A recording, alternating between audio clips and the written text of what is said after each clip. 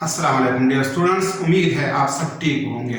मेरा नाम है वकार अहमद और मैं अपने चैनल मैथ की दुनिया से आपसे मुखातिब हूँ। इस चैनल में आपको मैथ्स 9 और मैथ्स 10 के सारे चैप्टर्स मुकम्मल फॉर्म में मिलेंगे। तो अगर आप इस चैनल को ज्वाइन करोगे तो मुझे उम्मीद है कि इंशाल्लाह इससे आपको बहुत फ़ायदा होगा और आने वाले एग्ज़ाम में आप बेहतरीन परफॉर्म करोगे। तो चलिए शुरू करते हैं। आज हम एक्सरसाइज 1.6 का क्वेश्चन नंबर 3 सॉल्व करेंगे। क्वेश्चन नंबर 3 है Amjad thought of two numbers whose sum is 12 and whose difference is 4, find the numbers.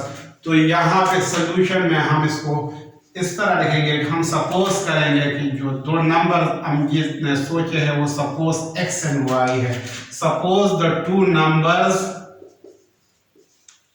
Amjad thought are x and y, are x and y. So according to the condition,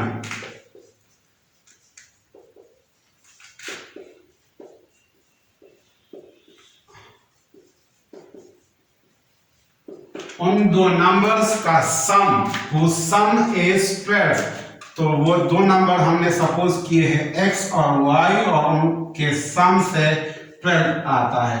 x plus y equal to 12 और इसके बाद है and whose difference is 4 और उसका difference, तो अगर एक number को हम दूसरे से माइनस करेंगे तो उससे 4 आता है। तो यहाँ पे हम लिखेंगे x minus y equal to 4। अब इन दोनों इक्वेशंस को हम मैट्रिसेस के फॉर्म में लिखना है। तो इसको हम यहां पे लिखेंगे इस तरह, राइट दीज इक्वेशंस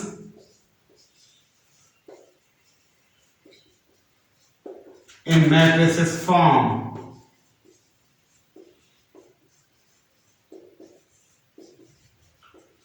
तो मैट्रिसेस फॉर्म में हम इसको किस तरह लिखेंगे? सबसे पहले हम पहला मैट्रिक्स यहां पे लिखेंगे और पहले मैट्रिक्स में हम वेरिएबल के कोफिशिएंट को लिखेंगे। तो पहला कोफिशिएंट 1 है और वो हम यहाँ पे लिखेंगे।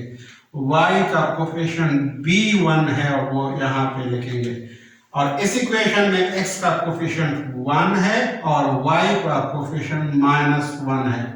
ये फर्स्ट कॉलम में x के कोफिशिएंट हमने लिखे हैं और सेकंड कॉलम में y के कोफिशिएंट लिखे हैं हमने। तो या और नेक्स्ट जो मैट्रिक्स होगा वो इसके साथ हम मल्टीप्लाई फॉर्म में लिखेंगे और इसमें वर्टिकल फॉर्म में वेरिएबल्स को लिखेंगे और इक्वलिटी साइन के बाद हम राइट हैंड साइड पे कांस्टेंट जो वैल्यूज है वो लिखेंगे।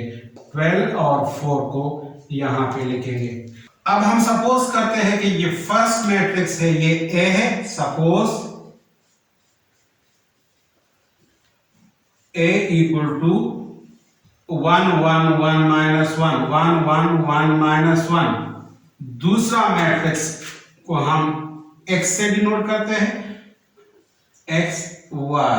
और तीसरा मैट्रिक्स जो इक्वलिटी साइन के राइट हैंड साइड पे है इसको हम b से डिनोट करते हैं। तो b हमारे पास है 12 4। अब सबसे पहले हम a डिटर्मिनेंट को फाइंड करेंगे।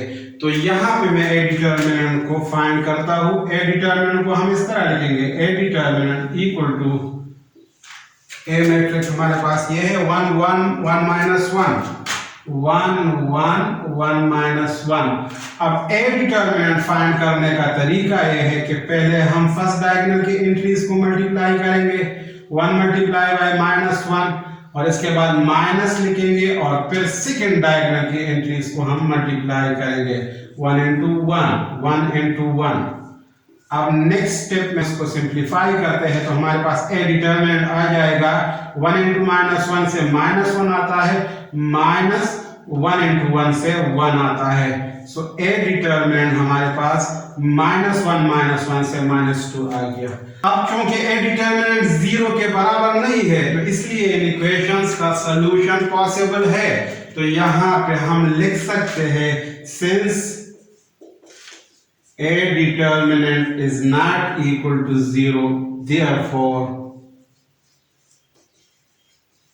solution set is possible। तो अब हम इसको नेक्स्ट स्टेप में सॉल्व करेंगे। अब हम सबसे पहले ax को फाइंड करेंगे। तो ax फाइंड करने का तरीका यह है कि हम A मैट्रिक्स को देखेंगे और A मैट्रिक्स में जो x के कोफिशिएंट है, जो कि फर्स्ट कॉलम है, उसको रिप्लेस करेंगे B मैट्रिक्स के एलिमेंट के साथ। तो 1 1 की जगह हम लिखेंगे 12 और 4 को, 12 4 और 1 - 1 हम इसी तरह ही लिखेंगे। अब ax डिटरमिनेंट हम फाइंड करेंगे।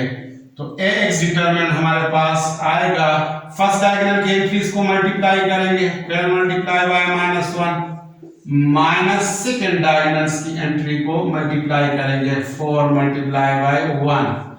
तो ax डिटरमिनेंट हमारे पास आ जाएगा 12 into -1 से -12 आता है, -4 into 1 से 4 आता है। सो फाइनली ax डिटरमिनेंट हमारे पास आ गया -12 - 4 से -16 आता है। अब हम x की वैल्यू को फाइंड करेंगे। तो x की वैल्यू फाइंड करने के लिए हम फार्मूला लिखेंगे x equal to ax determinant divided by a determinant. तो यहां पे वैल्यूज पुट करते हैं, पुटिंग वैल्यूज। तो जब हम वैल्यूज पुट करेंगे तो x की वैल्यू हमारे पास इस तरह आ जाएगी, x इक्वल टू ax हमारे पास -16 है और a डिटरमिनेंट -2 है। तो माइनस माइनस के साथ कैंसिल हो जाएगा और जब हम 16 को 2 से डिवाइड करेंगे तो 8 आता है। अब हम नेक्स्ट y को फाइंड करते हैं। तो y को फाइंड करने के लिए जरूरी है कि हम ay को पहले लिखें। सो ay हमारे पास आएगा, हम a मैट्रिक्स को अगेन देखेंगे और यहाँ पे जो y के कोफिशिएंट है उनको रिप्लेस करेंगे b मैट्रिक्स के एलिमेंट से। तो 1 और 1 हम इसी तरह ही लिखेंगे और 1 - 1 की जगह 12 4 लिखेंगे।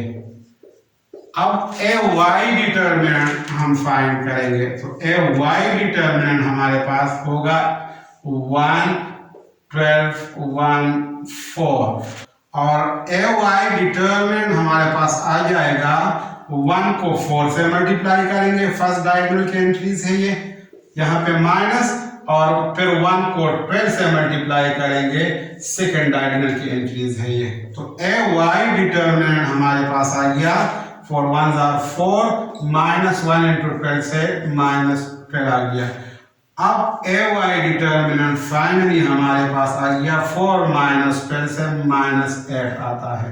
अब हमने y की वैल्यू को फाइंड करना है, तो हम यहाँ पे y का फार्मूला लिखेंगे, y equal to ay determinant divided by a determinant. तो यहाँ पे हम वैल्यूज पुट करेंगे, पुटिंग वैल्यूज। तो y हमारे पास आ जाएगा, putting values, y equal to ay determinant हमारे पास -8 है और a डिटरमिनेंट -2 है। तो माइनस कैंसिल हो गया माइनस के साथ और 8 को जब 2 से डिवाइड करेंगे तो 4 आता है। तो सो यहां पे आखिर में हम लिखेंगे, so the two numbers are